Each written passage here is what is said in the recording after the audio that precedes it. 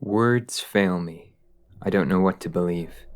I'm just going to try and preserve what happened to me. I hope by writing it down I can clear my thoughts. It was a typical day that everything happened. I had just gotten home from work and I was preparing to go through some documents in the study of a decrepit house. At the time I was living alone in my old family home, a rackety building in an ancient neighborhood. It had been abandoned for a while. Me and my siblings had left the city in search of faraway places, and I hadn't been back there in over a decade. My job involved travel, and so this was just a business trip. No need to rent a hotel, the house was still ours. My family had been renting it out for several years, but it was currently devoid of tenants. Except for me, that is.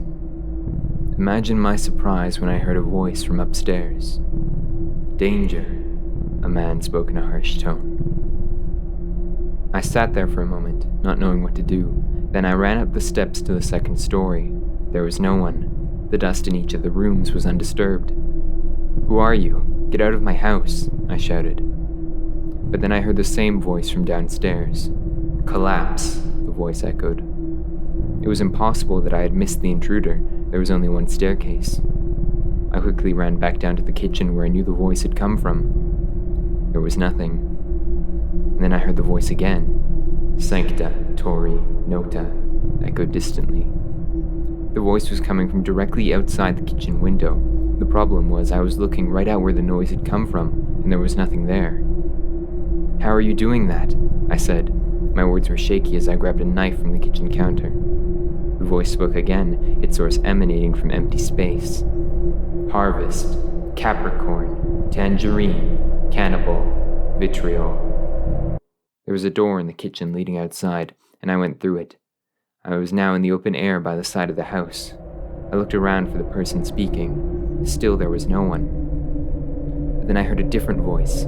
Another man. It was gentler, more calm, this time undeniably coming from an empty space in the air a short distance in front of me. "Kill the mailman." And just like that, the voices were gone. I sat down for a moment, holding my head with my hand. This must be some stress-induced paranoia, I thought, and so I called my doctor. He'd be able to see me next week. Great, I thought in a sarcastic tone. And so I just went back to my work at my old wooden desk in that decaying house of muted colors and old peeling wallpaper. The next day, though, something happened again. It was the afternoon and I had just gotten back from my job. I was poring through papers at my desk when I heard something. A ring of the doorbell. I went downstairs and answered it, slightly annoyed at being disturbed. There was a man outside. He had an almost sickly appearance about him. His pale skin appeared feverish. He was a guy with severe black hair and a beard. He was a mailman. He looked at me and barely whispered a few words in a soft, vehement voice. "Package for you." He took something out from behind his back and presented it to me. It was an unwrapped wooden box, old and decayed. I stared at the strange mail carrier for a moment before I took it. There was no return address or any other information of any kind with it. "Thanks," I said, as I took the package from his hands. The man stayed there, staring at me as I closed the door in front of him. The house was silent as I took the box towards the kitchen, sat it down on the kitchen counter, and opened it. Inside there was some paper, sheets of dirty printing paper covered in messy black handwriting. There were no words on the scraps, just English letters randomly arranged to look like words. It looked like an incomplete parody of what a letter should look like. There were little images in the corners that looked like they were meant to be stamps, but they were just drawn on in ink. I went back out to the door to ask the mailman about the box, but he was gone. There was no one there. I turned to head back, but the minute I did, I heard my doorbell ring again. I went back. I opened the door. It was another mail carrier. This time it was a woman. She had wispy brown hair and her eyes were different colors. One was bright green, the other was deep blue. She looked past my shoulder and inside my house. "Package for you," she yelled at me.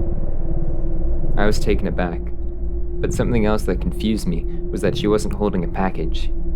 But then she reached behind her back and pulled away a parcel that was dripping red liquid. "Package for you," she yelled again, shoving the thing towards me.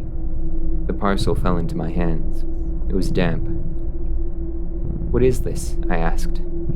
But just then I blinked and I was in my kitchen. I didn't remember walking here. The room was full of people, polite guests walking around and chatting. There was a party. For a moment I was confused beyond belief, but then something strange happened. My thoughts changed. It was as if everything was fine and that was how things were always meant to be. Of course, how could I forget the party? I thought. The party, of course, the party. I stood up and went to go chat with my guests. The vibrant red wallpaper looked beautiful with the newly varnished hardwood. I chatted with my guests. Pointless and delightful words I seemed to have forgotten, but the more I spoke and the more I walked around my house, the more I thought something was wrong. I held a cup in my hand. It was made of bone, beautiful, polished ivory. My chandelier was made of bone also, many bones interlocking together, and so was my table, and so was my lamp, and so were the chairs. Hundreds of bones lined up beautifully to form magnificent furniture. Why, how lovely, how stylish, I thought. I can't say I remembered buying them, but oh how fashionable they looked. The human femurs provided great support. They were an incredibly useful material. I glanced out the window. The sky was an orange-crimson color, and at the moment the world above appeared to be caving in. Pieces of the sky were falling to earth. Delightful, I thought. But then I heard a voice, from far away, a voice I remembered hearing so long ago. Something's wrong. The guests, look at the guests. I stood there for a moment, puzzled, and then I saw it. The guests were eating each other. Daintily and carefully, with little forks. Occasionally they just seemed to take a piece out of each other and eat it. They did it playfully and with little laughs as they stole little chunks of flesh. No one bled, but they were all covered in little red marks. And I realized, so was I. I screamed and threw my hands in front of me, and then suddenly I wasn't in my kitchen. I was at my front porch, and I had just tossed the mail carrier's package onto the floor. The damp red parcel hit the concrete path with a thud. The mail carrier looked at me, disappointed. "Didn't you like it?" she said. "I think we should go back." She stepped towards me. I backed away. She stepped forward more, advancing into my house. I stared at her for a second, and then I ran. I dashed through the halls of my house and into my kitchen. I ran to the kitchen door. I pulled the doorknob, then I realized in horror that the kitchen door was gone. The kitchen wall had stretched over the space where it should have been. The tiled pattern looked as if it had been elongated to cover the space, dragged and fitted as if made of clay, blocking the exit so that nothing but the doorknob remained. The rest was buried behind the stretched tile. And then I realized the same had happened with the windows. They were gone, covered by the stretched and distorted wall. There was only one place left to go. I ran upstairs. After a mad dash, I slammed the door of my office behind me and pushed the old wooden desk in front of it. I armed myself with an old chair leg I broke off from the seat that had been at my desk. And then I heard it. Something sounded on the other side of the study door I had just barricaded. The ring of a doorbell. I heard a raspy, screeching voice from the other side. "I have a package for you." The door began to shake. Violently, it moved in a repeating rhythm. Someone was hitting it from the other side with something heavy. I saw wood splinter near the hinges. I went to escape out the second-story window, but just like the first floor, the walls had stretched and elongated to make it non-existent. But then I heard a voice. The voice I had heard before. I heard it in my head, loud and ringing, thoughts not my own. "Kill the mailman." "It's possible, just don't touch another parcel," the voice said. A second later, the door broke, and behind it there wasn't a human. There was a thing, a vague approximation of what a human looked like, but not quite. No feature or proportion had been captured quite well. It was a twisted, horrific caricature of a person. On its face there was a row of giant square teeth below two massive plate-sized eyes. I charged at it, jabbing the splintered chair leg into one of its eyes. It screamed and lunged at me. A scratch ripped open my arm, but I kept fighting. I stabbed and bashed and was cut and was maimed, but I didn't stop. I kept on stabbing it, painting the room bright scarlet in terrible splatters. The violent combat took everything I had, and I never stopped, even as the pain overwhelmed my thoughts. Then eventually I was covered in cuts and wounds and blood, but I had done it. The thing in front of me was nothing but a pile of gore on the ground. one of its massive eyes fixed forever staring at me. I sat on my knees and looked at it, the blood pooling around my legs.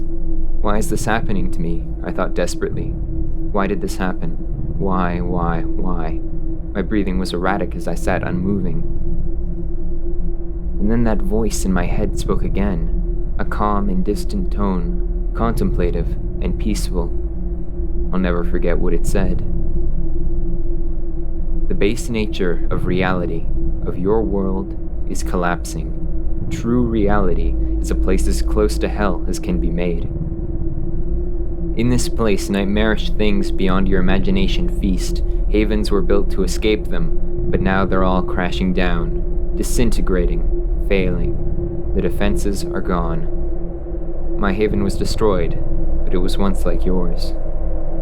I sat there in silence as the voice spoke, not daring to speak, not daring to think. You have some time before it all breaks completely. But know this, holes in the fabric of everything will start appearing, and soon they will start leaking through. Small encounters at first, like this one, but eventually the end begins. The voice paused for a moment. Make of this information what you will. I have others to help, others to warn. I wish you luck. Then the voice was gone. Gone from my head, and gone from my life. The walls around me had fixed themselves. There were windows again. The corpse of the mail carrier in front of me was gone, replaced by nothing but a stack of scattered envelopes. It's been several weeks since that happened, but now I can tell. I can see them. Weak points in the whole of everything. The realm outside bleeding through. I can tell they're there, watching, waiting, devouring, just beyond vision, just beyond reach, hiding until just the right moment when they can sneak into our world.